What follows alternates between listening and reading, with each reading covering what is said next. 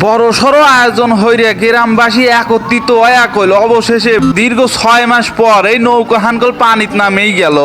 Hello everyone, আসসালামু আলাইকুম। আপনারা সবাই কেমন আছেন? আমি কল আপনাদের দোয়া আর ভালোবাসায় মেলা ভালো আছি। আর আমি ভালো আছি বিদায় কল আজকে আপনাদের কাছে নতুন একখান ভিডিও তুলে ধরার লাগি বের হয়ে গেছি।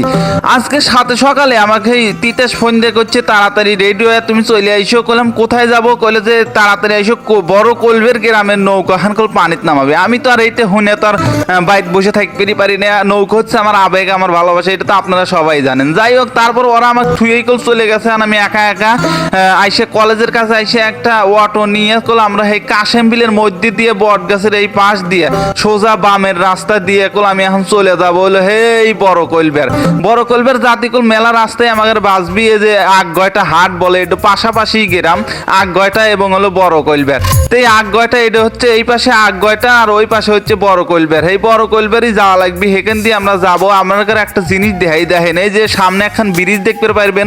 এই ব্রিজ হচ্ছে এই যে ব্রিজ খান দেখতেছেন, এই ব্রিজ হচ্ছে বড় কলবের আর ব্রিজ এই পাশেই হচ্ছে আগগয়টা। যাই হোক, দুই জায়গায় হাট লাগে। এগারে একটা কি মানে গেলদাম লাগছিল, যার কালে দুই জায়গায় এরা হাট বসায়, কেউ কম লয়।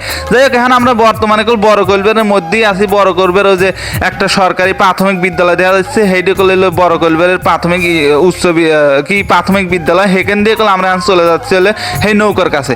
তো নৌকার কাছে যাব আমি তো খুবই কষ্টে, মানে কি কব, একা একা আসতেছি, মনের মধ্যে খুব একটা নাই। ওরা আমাকে দুইজনই থুই আইছে, ওর হাতে কোনো কথা নাই।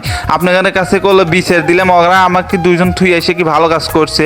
যাই হোক, আমি কথা কতি নৌকার কাছে চলে আসছি। আইসে দেখি যে বিশাল আয়োজন, নৌকা কিন্তু প্রায় পানিত নামানোর লেগে পুরোপুরিভাবে প্রস্তুতি হইতেছে। আর এই যে এর মধ্যে বক্স মক্স লিয়ে আইসে গ্রামবাসী নৌকা হাজাইনে শুরু হয়ে দিছে, দেখতে পাইতেছেন।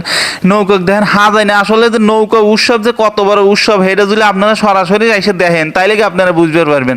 কারণ নৌকা বাইজ লিয়ে গ্রামবাসীর মনে অনেক বড় আশা থাকে। একটা নৌকা কল মেলা গ্রামের কল একটা সম্মান ইজ্জত মেলা কিছু লিয়ে কল বহন করে আসলে।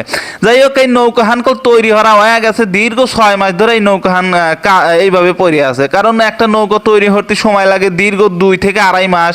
সেখানে আবার ধরেন যে রং টং করায়, যে আলকাতরা মালকাতরা দিয়ে আবার এসে ধরেন যে আপনার 6 মাস পরেই যায়।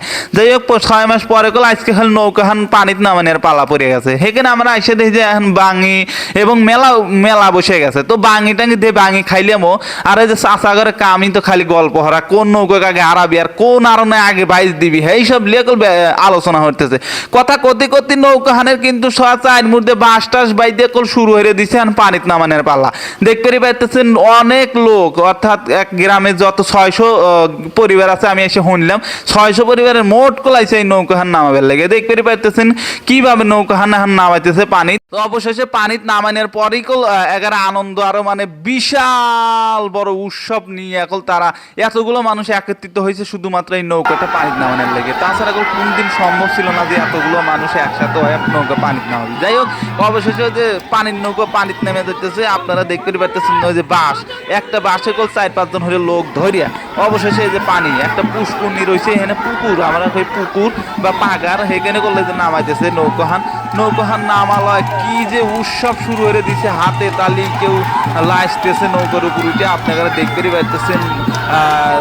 ওখান দিয়ে মহিলারাও দেখতেছে নৌকা নামাই না। আর এখানে তো কি উৎসব শুরু হয়ে গেছে, গ্রামবাসী সবাই একত্রিত হয়ে চলে এসে ওরে বাপ রে বাপ। আপনারা দেখেন আর বলেন, ভিডিওটা ভালো লাগলে বেশি বেশি শেয়ার করেন। আর নৌকাহান কেমন লাগছে অবশ্যই কমেন্ট করে জানাবেন।